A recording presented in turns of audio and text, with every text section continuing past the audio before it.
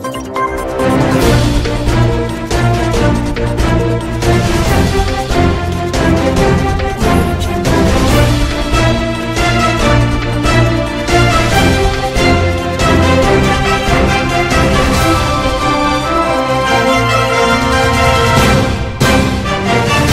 sommes mercredi 22 décembre 2021. Mesdames et messieurs, bonsoir et bienvenue dans cette édition. La phase district de Bamako des Assises nationales de la refondation a démarré ce 22 décembre 2021 à la Maison des Aînés. Nous y étions ce matin, on fera le point dans ce journal. La 14e édition de la rue marchande a été lancée par la maire de la commune 3 sur la place du Cinquantenaire. Un glissement de terrain dans une mine à Birmanie a fait 70 disparus.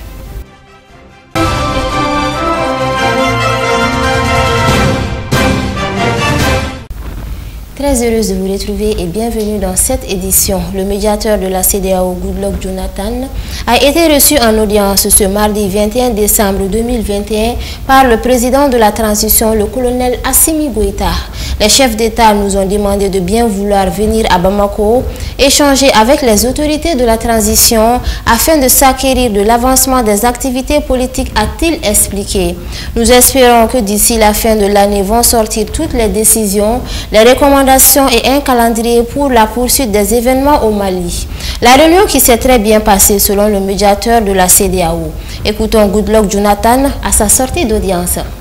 Nous sommes une mission de la CEDEAO, mission qui a été envoyée au Mali par les chefs d'État et principalement par le président en exercice de la conférence des chefs d'État de la CEDEAO, qui nous a demandé de bien vouloir nous rendre à Bamako à rencontrer le président de la transition du Mali, afin de s'enquérir de l'avancement des activités politiques concernant le Mali. Vous savez que la situation au Mali, c'est aussi lié à la transition qui est en cours dans ce pays.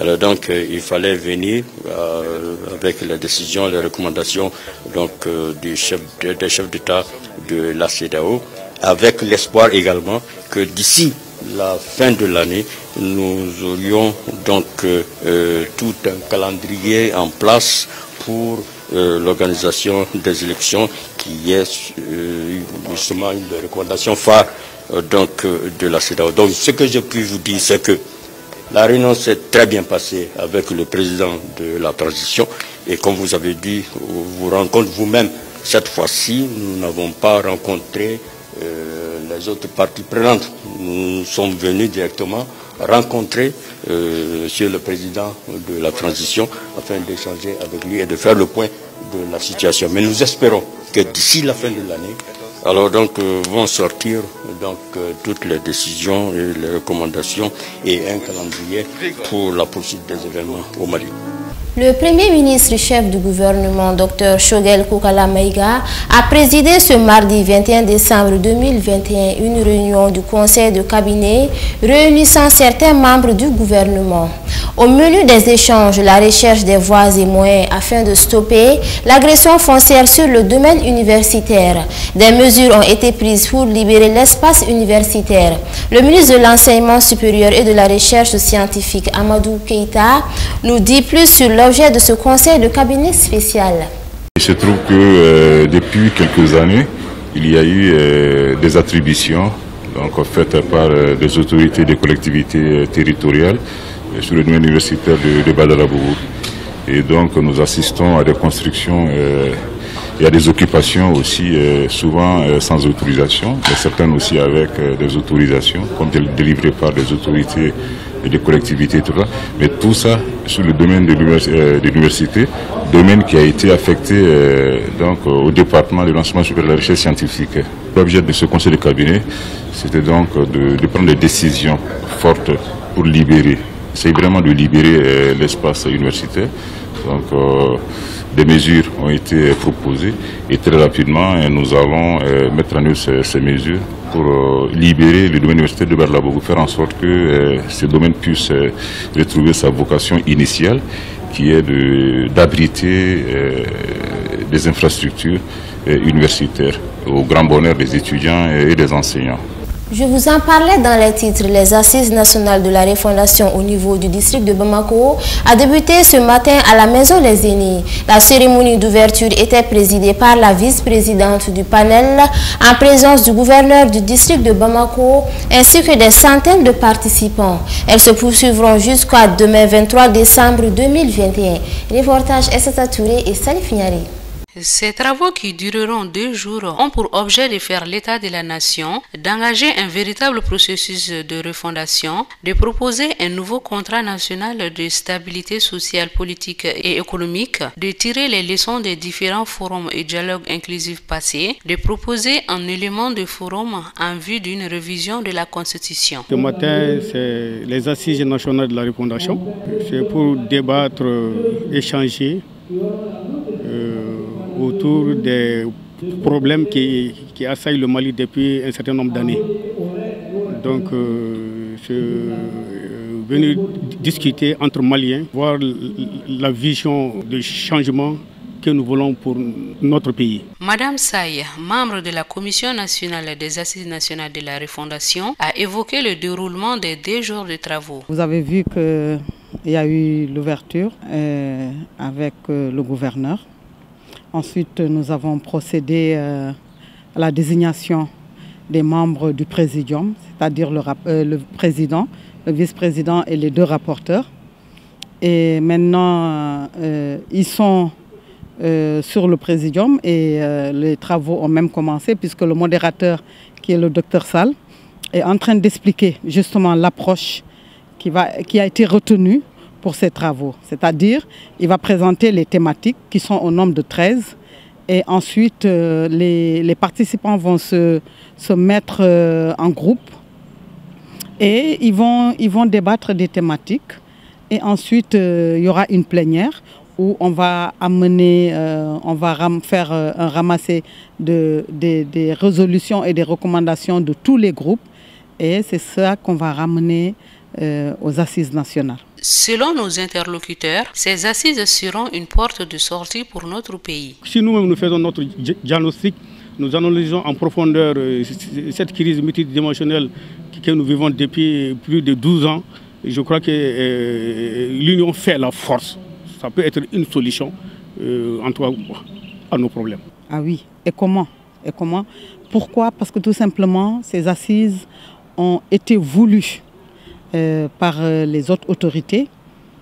Cette volonté politique de réunir tous les Maliens, de mettre tous les Maliens ensemble pour les écouter justement, pour qu'ils puissent parler de leurs préoccupations et que ces préoccupations soient prises en compte pour voir comment refonder, comment revoir le devenir de notre pays. La crise que traverse le Mali, tout le monde le connaît, vous le savez. Et vous avez la bonne question, vous l'avez posée. Est-ce que ces assises, nous pensons que, en tout cas, ça va être un début. Parce qu'il va sortir des recommandations du peuple lui-même. Et ces recommandations seront suivies d'applications, je pense. J'en suis même certaine, je dirais. Et à partir de là, les choses vont se faire. Cette étape qui conduit aux assises nationales de la refondation est cruciale selon M.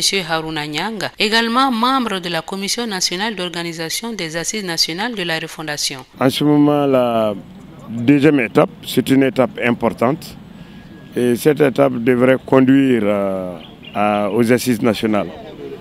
Bon, ici, ils feront un approfondissement des débats qui ont eu lieu à la base. Et il y aura une tentative de harmoniser les positions au niveau de la région. Et les idées qui en sortiront iront au niveau national. Donc au stade actuel, on peut dire qu'il y a beaucoup de satisfaction. Parce que vous avez vu vous-même, l'affluence est hier.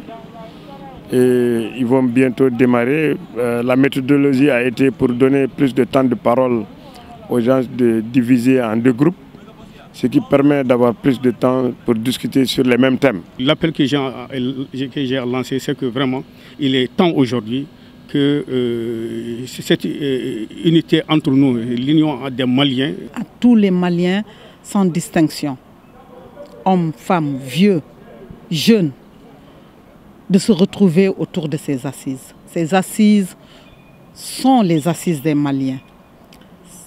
Ces assises ont été voulues pour que nous puissions nous parler entre nous. Je pense que nous n'avons pas le droit de louper ce rendez-vous-là. Il y va de la survie de la nation. Il faudrait qu'on se retrouve tous, qu'on parle tous, qu'on se comprenne et qu'au sortir d'une seule voix et d'une même voix, on essaie de revoir vraiment le devenir de notre pays, qu'on s'applique à cela. Merci. Le message, c'est, comme je l'ai indiqué, aux différents groupes et aux différents participants. Je pense qu'il ne faut pas seulement poser des problèmes, il faut aussi proposer des solutions. Parce que les assises doivent servir à trouver une voie de développement du Mali, une voie consensuelle et en même temps un engagement commun pour aller dans la même direction.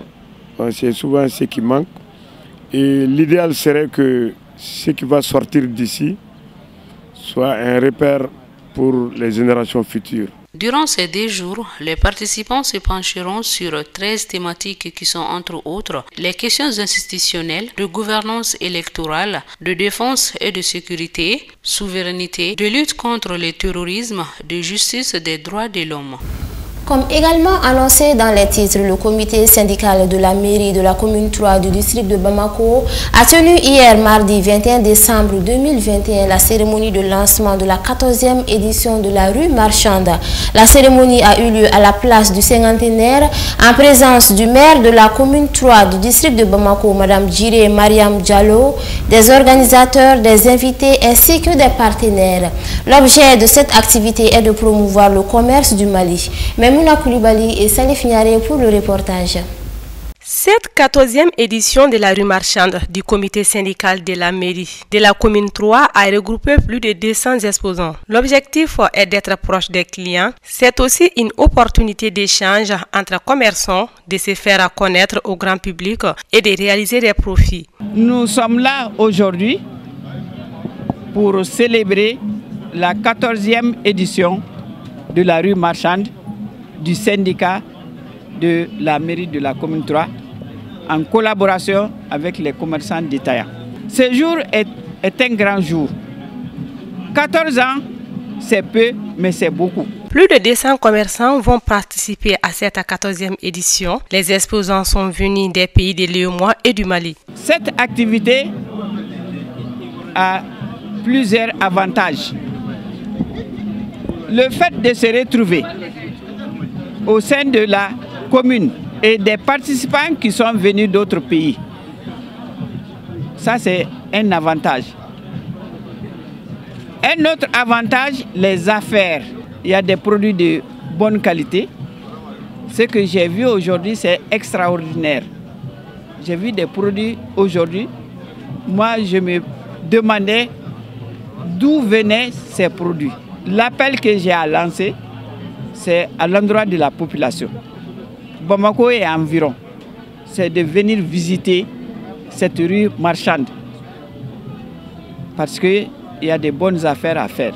Durant 2 semaines, les exposants vont décliner la richesse et la diversité de l'économie locale et régionale. Ils vont montrer leur savoir-faire. C'est pourquoi le maire de la commune 3 et les chefs des organisateurs de la rue marchande ont lancé un appel. À travers la rue marchande, tout le monde peut s'exprimer pour amener leurs marchandises et puis faire les bonnes affaires. C'est pour cela qu'on a initié cette rue-là pour que les détenus aussi ils peuvent gagner un peu aussi. Son nombre de 200 et quelques stands. C'est ce qu'on a fait. L'année passée, là, c'était un peu, mais cette année-là, vraiment, les gens commencent à comprendre, surtout les domaines détails. Les gens sont venus beaucoup. Et puis, les gens sont venus des sous-régions aussi, comme de Burkina, Algérie, Bénin, Togo. Bon, l'appel qu'on lance aux populations de Bamako, vraiment, les marchandises qui sont là, vraiment, c'est très moins cher. Parce que là où nous sommes là, vraiment, le temps est dur. C'est pour cela, Si tu viens au riz là, ce que tu trouves ailleurs là, le riz là, c'est plus moins cher que ça. Vu l'importance de cette rue marchande, il est demandé aux uns et aux autres de faire un tour à la foire. À noter que la rue marchande a débuté hier et prendra fin le 2 janvier 2022. Le gouvernement du Mali a été instruit d'élaborer un programme d'enseignement et d'éducation civique, morale et patriotique sur le respect des valeurs et la bonne gestion du bien public. C'est dans ce cadre qu'il a été créé en octobre dernier auprès du ministre de la Refondation de l'État des organes chargés de l'élaboration du programme national d'éducation aux valeurs, avec pour objectif de concevoir un programme sur la formation d'un citoyen de type nouveau, respectueux de l'autorité, de l'ordre et du mérite.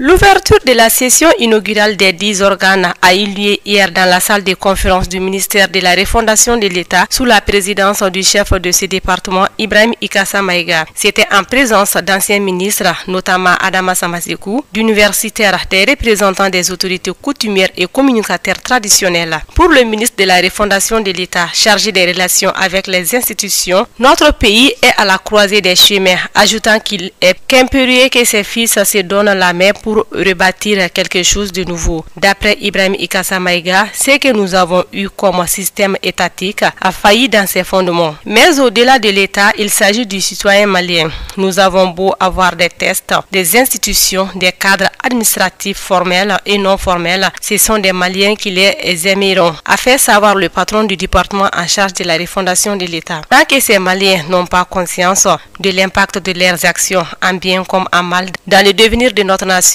il y aura plus de mots que de biens. C'est cela qui a motivé la création de ces cadres de réflexion et de propositions pour que le nouveau Mali que nous avons à cœur puisse se bâtir pour des fondements qui nous sont propres, a expliqué Ibrahim Ikassa Maïga. Avant de rappeler que nous avons régenté le monde, notre nom a rayonné. Et avant Christophe Colomb, c'est Aboubakari II qui découvrit l'Amérique, a-t-il noté. De son côté, Adama Samasekou, au nom des participants, indique que ce que nous vivons aujourd'hui résulte d'une dérive permanente des comportements et des attitudes qui ont conduit le pays dans le gouffre. Pour sortir de cette situation, l'ancien ministre pense qu'il est indispensable et urgent de revenir à nos valeurs afin que les attitudes des uns et des autres dans la rue, au travail et à la maison puissent véritablement changer. Les porte-paroles des participants à part ailleurs profiter de l'occasion pour demander la modification de l'article 25 de la Constitution afin de prendre en compte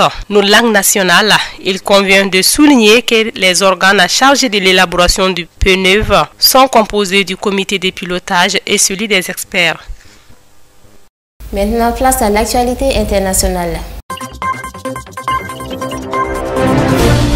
L'armée française annonce avoir tué ce lundi au Niger l'un des auteurs de l'assassinat de 6 humanitaires français et de leurs accompagnateurs nigériens dans la réserve de Kouré en août 2020. L'homme est présenté comme un membre de l'État islamique au Grand Sahara. Les familles oscillent entre soulagement et frustration de ne pas voir le terroriste jugé. Soumana Boura a été tué ce lundi selon un communiqué de l'armée française. L'état-major l'avait identifié comme dirigeant un groupe de plusieurs dizaines de combattants. Dans l'ouest du Niger, il est considéré comme étant l'un des membres du commando qui a assassiné des humanitaires français, leurs guides et leurs chauffeurs nigériens dans la réserve des girafes de Kouré à une soixantaine de kilomètres de Niamey en août 2020. Il avait alors filmé l'exécution et avait assuré sa médiatisation. L'assassinat de Kouré avait été revendiqué un mois plus tard par le groupe État islamique. En août dernier, Paris a annoncé avoir tué le chef Adna Abou Walida qui avait ordonné cette attaque. Une dizaine de personnes en lien avec cette affaire ont par ailleurs été arrêtées au Niger ces derniers mois.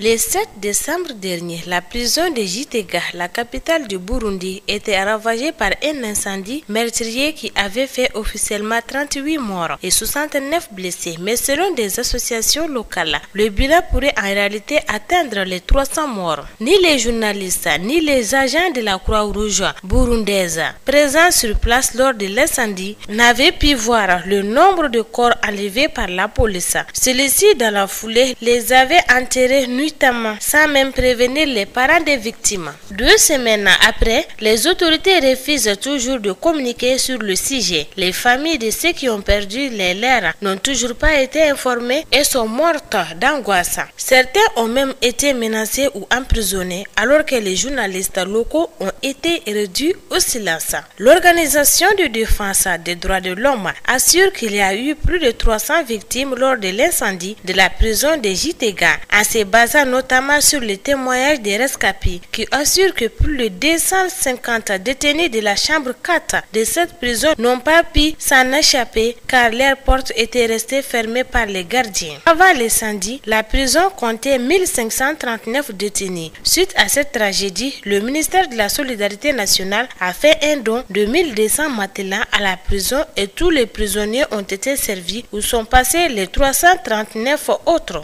Les organisations continuent de dénoncer un enterrement inhumain pour ces victimes qui n'a pas respecté ni la dignité humaine ni la culture burundaise. Elles appellent le gouvernement burundais à revoir sa copie.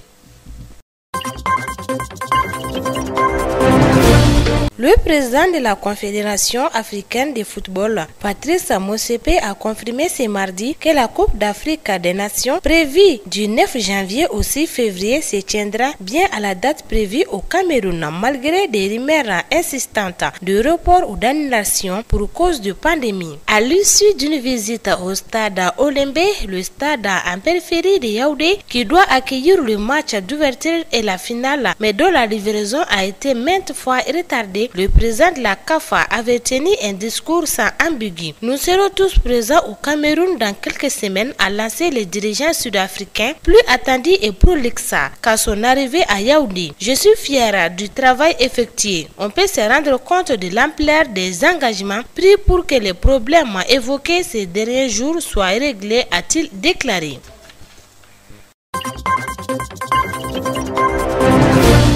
Au moins 70 personnes sont portées disparues et une a perdu la vie après un glissement de terrain dans le nord de la Birmanie. Environ 70 à 100 personnes sont portées disparues dans un glissement de terrain qui s'est produit autour de 4 heures du matin dans une mine de Djada Pakan dans l'état de Kaya. A déclaré à l'AFP, le sauveteur Kouni, nous avons envoyé 25 blessés à l'hôpital tandis que nous avons trouvé un mort, a-t-il ajouté. Environ 200 secouristes participent aux recherches. Certains à bord du bateau pour tenter de repêcher les corps sur un lac, a-t-il ajouté.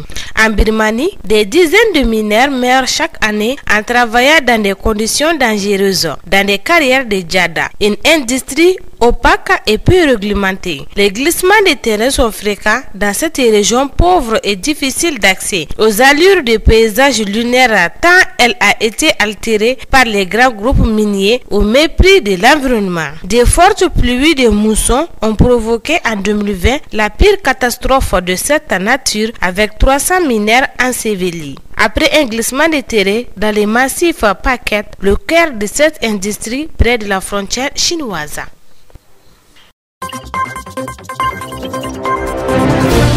Voilà, c'est la fin de ce journal. Merci à vous de l'avoir suivi. On se retrouve la semaine prochaine, Inch'Allah. D'ici là, portez-vous bien et qu'Allah bénisse le Mali. Bonne soirée.